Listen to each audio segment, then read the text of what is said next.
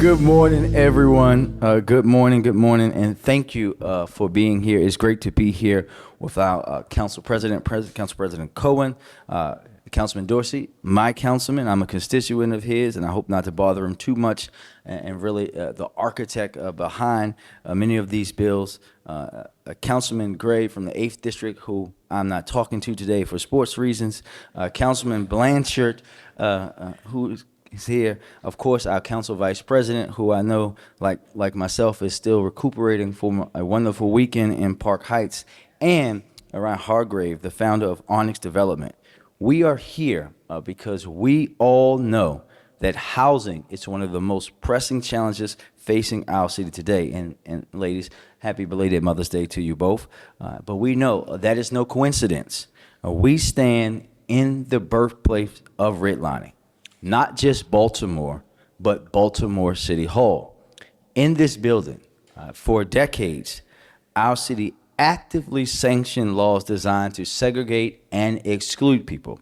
The folks who authored those laws had clear goals: preserve the whiteness of white neighborhoods, trap blacks and neighborhoods in poverty, and strip black investment and opportunity and basic necessities from everything, from grocery stores, basic things that you need in life. But that isn't just ancient history. It's visible right now. On every block marked by vacants, every neighborhood with unequal opportunity, and every family still blocked from owning a home. Reckoning with the truth of our city's history is one thing. Taking action to right these wrongs is another. Today, I am proud to announce the introduction of City Council Bill 25-0066, the Housing Options and Opportunity Act, which creates a new category of low-density multi-family housing. This will make it possible to build the types of housing that exclusionary zoning has long prohibited, and it will expand housing options in neighborhoods where racist zoning laws dictated who can live there and how. To those who ask why now, I say that this is exactly the right time. For the first time in a long time, Baltimore has the political will to do this. A mayor who understands the urgency, a council president who knows that housing is key to unlocking our city's true potential, and a governor who sees Baltimore not as a burden, but as the heart of Maryland's success, and a council who has been listening to their constituents and understanding this issue at the ground level better than anyone else. But beyond politics, our city is growing. In fact, you all know that we had our first year of population growth in a decade last year. Truth is, we are not producing housing fast enough to meet the demand. According to research from Live Baltimore, anywhere from 5,000 to 7,000 families would move to new or existing housing in Baltimore every year if there was housing for them to move into. The vast majority of those folks are looking for multi-family housing, and most of them are already Baltimoreans. The issue is the housing they want doesn't exist in the numbers that we need. This bill directly addresses that challenge. It will allow Lottie, Dottie, and everybody to find a home in Baltimore that meets their needs. Families are looking for more space, like I was a few years ago, empty nesters and retirees looking to downsize, or young people looking for their first place of their own or with friends. More multi-family housing means more options and lowering housing costs across the board. And this won't just help attract new residents, it will also make housing more abundant and affordable for our legacy residents. And on that note, I want to speak directly to the residents who may feel uneasy about what this means. Residents who carry deep intergenerational trauma, who were told that they couldn't live in a certain neighborhood simply because they were black. What we see today in many parts of Baltimore are enclaves of black excellence and success built in spite of exclusion and injustice. So I want to be very clear.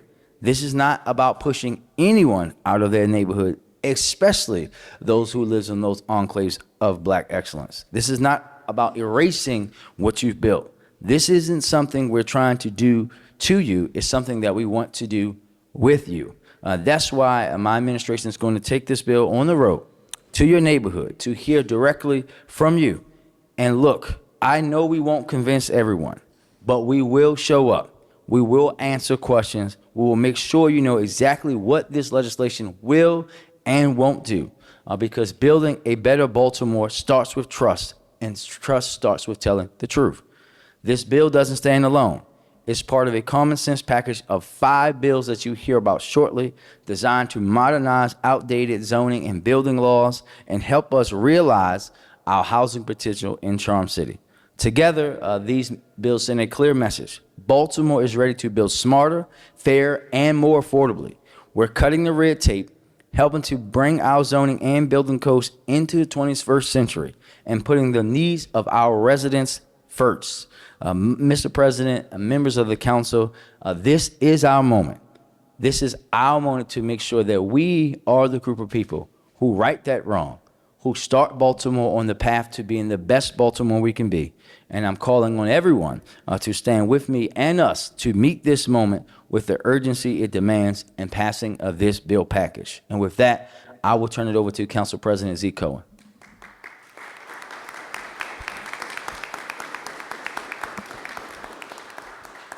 Well, let me first say thank you to our mayor for your leadership. Thank you, Councilman Dorsey, for the tremendous amount of work you've put in, to Ryan, to my colleagues on the council, to Justin, our deputy mayor, to Madam Vice President.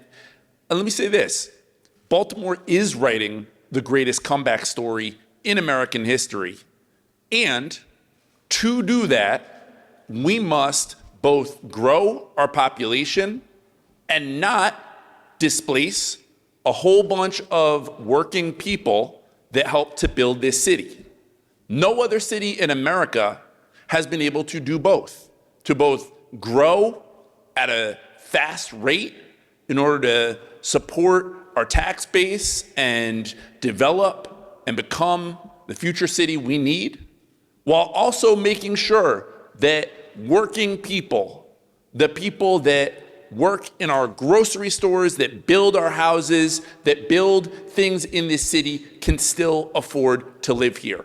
That is what this package of bills seeks to do. Look, the reality, and Mayor and I talk about this all the time, is that we cannot control the chaos coming out of Washington, D.C. But what we can control is us. What we can control is advancing legislation, common sense legislation that begins to chip away at our nation's housing crisis. That Baltimore could be that city that solves it right here, that does the right things, even when, as the mayor likes to say, those right things are hard things. We know that there is going to be a robust, real, lively conversation about the impact of these bills. And like the mayor said, we're looking forward to it. The council is in a posture where we want to listen, we want to engage, we want to hear what folks have to say, and the best legislation will be shaped by that legislative process.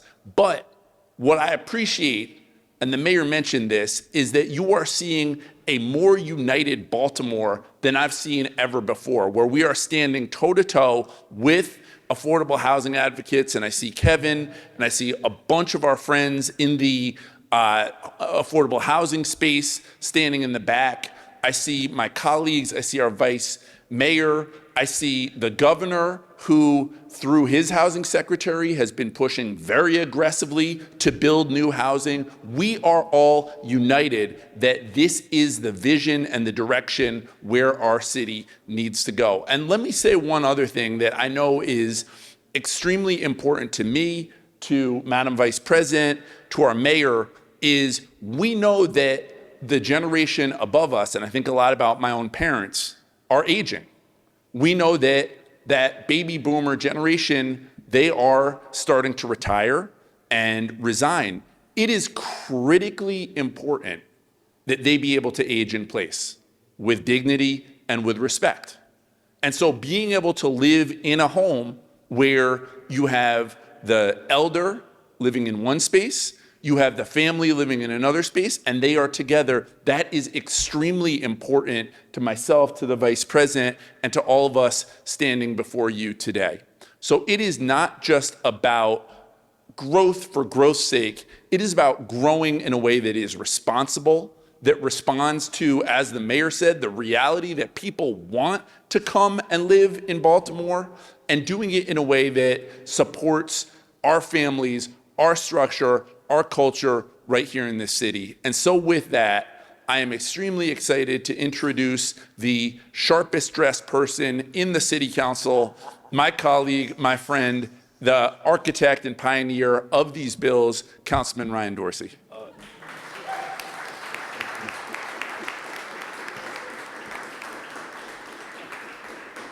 Thank you, Mr. President. Thank you, Mr. Mayor. To say I'm excited to be here and to have you all here today and have everybody here behind me here today is a dramatic understatement. I've put so much work and time into this issue of making our housing capable of housing us. A decade ago, in the period just after the death of Freddie Gray, as I was announcing my city council candidacy for the first time, every leader and activist in Baltimore was vowed to address systemic injustice, systemic inequality, structural racism. And it seemed at the time that we were all clear that it was far more than a need to tackle just unjust policing. And then nobody addressed the most basic system, the foundational structure of inequality, the laws that determine who can live where, what housing can be built in which neighborhoods to meet whose needs. A century ago, a system of exclusion was designed before the Homeowners Loan Corporation drew its red-lined maps, before the GI Bill helped white people move out to the suburbs, before the subprime lending of the 2000s, before these systems were created outside of Baltimore's direct control. But after the Supreme Court struck down explicitly racist zoning laws, the likes of which were pioneered right here, Baltimore then drew a map and wrote a set of laws that were intended to and successful in putting these people here and those people there. The system designated roughly 70% of the residential land to hold some 25% of the housing, and prohibited it from ever becoming any more housing than what had been created the very first time this land had ever been developed, locking us in time where the haves have and the have-nots have not. A century later, not only do we remain as deeply segregated as was intended, but now this system of so much being set aside to be so little keeps us from being able to produce the sheer volume of housing necessary to meet our basic needs. And we have expanded on this system of barriers we erected, further outlawing the type of construction that was the backbone of every city in history. Baltimore would never have been able to become the nearly 1 million people it once was if we had then the laws that we have today. It would have been illegal to build any of the great East Coast American cities. And here we are now, poised to begin regrowing after 80 years of declining population, and nothing stands more clearly in our way than our own laws of prohibition and division. The bills being introduced today are the first modest step to correcting course, allowing not 20, 30, or 40, but just 2, 3, or 4 dwellings, where segregationists decided that only one could exist. Allowing not 20, 30, or 40 stories, but just 4, 5, or 6 to become practically possible and affordable to construct in those places where we already say that building height is allowed. Allowing 5, 10, or 15 families' housing needs to be met without making automobile storage a necessary condition. Allowing families to modestly expand their homes to create a little more square footage as the family expands. Baltimore is ready to grow, and these bills make it possible. I'm turning it over to Ryan Hargrave here from Onyx Development.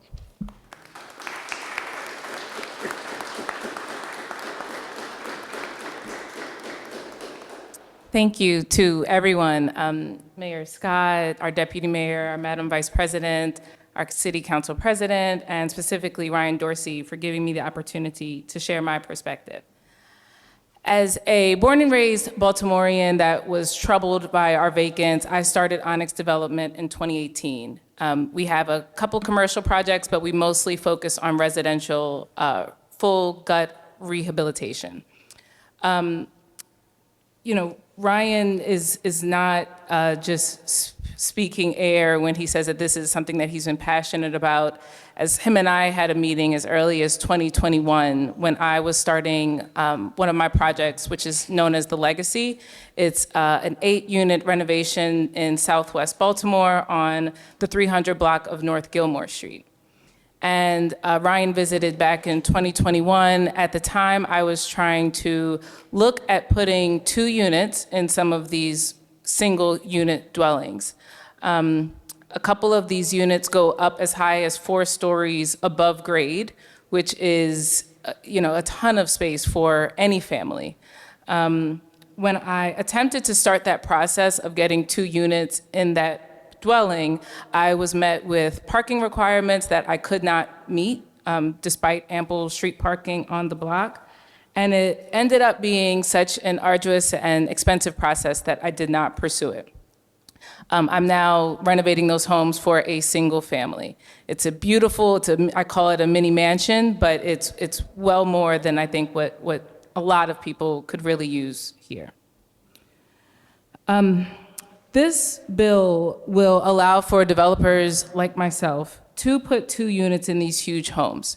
It gives Baltimoreans the chance to buy one home with 2 units, a term that a lot of individuals refer to as house hacking, which is where you can have a second unit sort of totally offset, in some case, your entire mortgage because of the rental income that you are making. Or you can use it as an aging in place option for multi-generational living.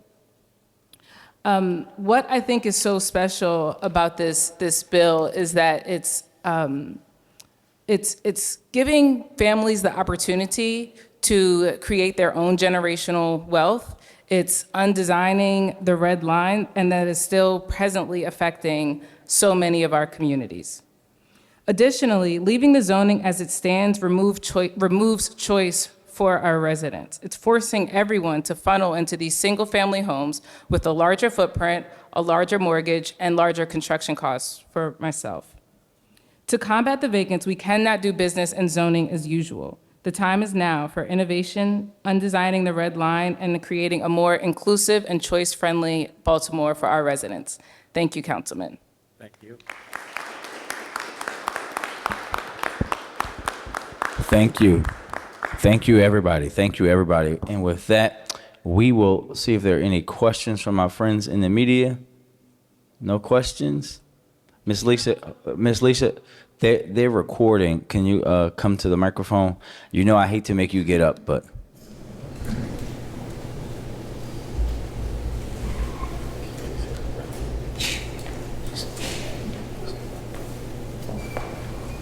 He keeps speaking of bills. What are the bills?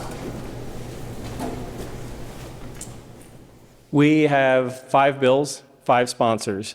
The bill sponsored by Mayor Scott is called the Housing Options and Opportunity Act. It creates, as he said, a new definition in the zoning code of multifamily low density, which means that there are 2 to 4 units and that they are allowed as a by right use throughout the city. The bill that I'm sponsoring is on the subject of single stair reform or single exit buildings, which will allow us to go above 3 stories up to 6 stories to be constructed with a single staircase where the International Building Code requires 2, and we make significant constraints on how that building can be designed in order to mitigate any safety concerns that might arise. The bill from Councilman Blanchard addresses off-street parking requirements throughout the zoning code. We already make very broad exemptions to the general off-street parking requirements of the code, and this helps us to remove that as a barrier to a sweet spot of housing of 4 to 19 units maybe that would otherwise be very difficult, if not impossible, to construct. The bill from Councilman Gray addresses certain bulk and yard standard requirements, allowing for modest expansion of structures beyond the very rigid footprint percentages and measurements that were created 100 years ago. And the bill from Vice President Middleton helps us to be able to administer all of this stuff better by reorganizing the city zoning administrator's office to move from the housing department over to the planning department, where every other city has their zoning administrator's office. Okay, and so what is the next step in this process? As you heard from Mayor Scott, the mayor's bill is going to be taken on the road, where we're also going to be talking about the whole gamut of these bills as we go on. Most of these bills will have to go through the Planning Commission for a hearing before coming to the Land Use and Transportation Committee for hearings. One of the bills, the zoning administrator bill, Council Vice President Middleton's bill, it's already reflected in the budget for the coming year to move the zoning administrator from housing to planning. And so we do want that one to be passed prior to July 1st, so it takes effect in tandem with the new budget. And what's the mayor's bill? Housing options and opportunity. I don't know the bill numbers off the top of my head right now. Okay, so those are the 5 bills. Yes. 6 bills? 5 bills. 5? 5 bills. Okay, thank you. Emily? Hager with Channel 2. I had a quick Oh, question. sorry, Emily. The anticipated pushback, is that because people in successful enclaves may not be open to seeing the multi-units suddenly around what's been more of a prestigious sort of single unit? No, I think that what you're saying is a part of it. I think that when when you talk about multi-unit housing and adding more, people think about more people, more cars, more traffic, more trash, all of those things. But also, I would be remiss if we did not, again, set this out forward, and especially for people that look like me when they hear this.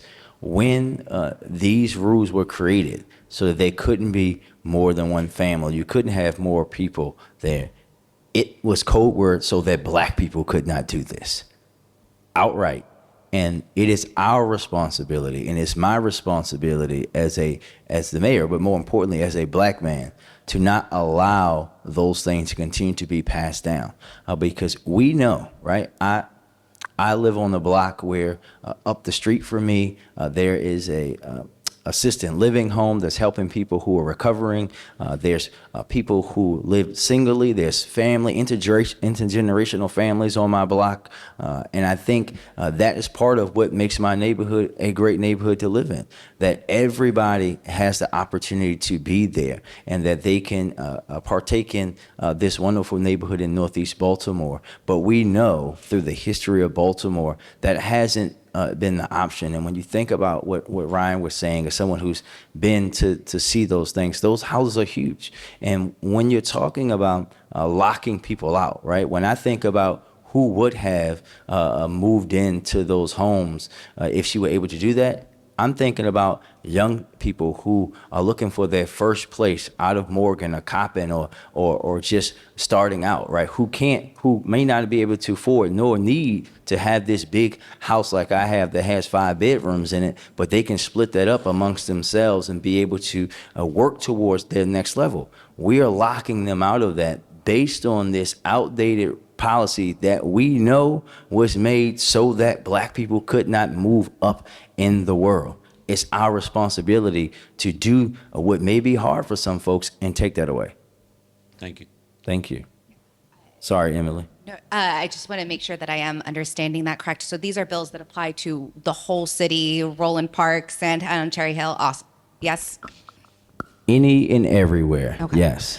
And you had started to lay out the timeline for all of the different planning meetings and all of that, but you mentioned some community meetings. Do we have a timeline for those? We'll be rolling all of that out shortly after the bill is properly introduced, but we'll be doing that throughout the city as well. Okay, thank you. So at the state level, there's been some difficulty passing similar legislation like this. How might you respond to people you meet out in the community who do have reservations, be it about parking requirements, density limits, zoning changes, et cetera? Yeah, I think that we just have to explain things as they are. And again, that's tell the truth about what's happening here, tell the truth about why things exist the way they exist, tell the truth about who's been excluded through all these many years, and just let folks know the reality, right? We're talking about, as you heard from the councilman, we're not talking about going from 0 to 100. We're talking about incremental change that we have here to unlock all of the potential that we have in the city. But for us, it's always about telling the truth. I will treat this like I treat everything. I'm going to be outright. I'm going to be honest. I'm going to hear what you're saying, but my job is to do the right thing, even if it's not popular. Thank you very much.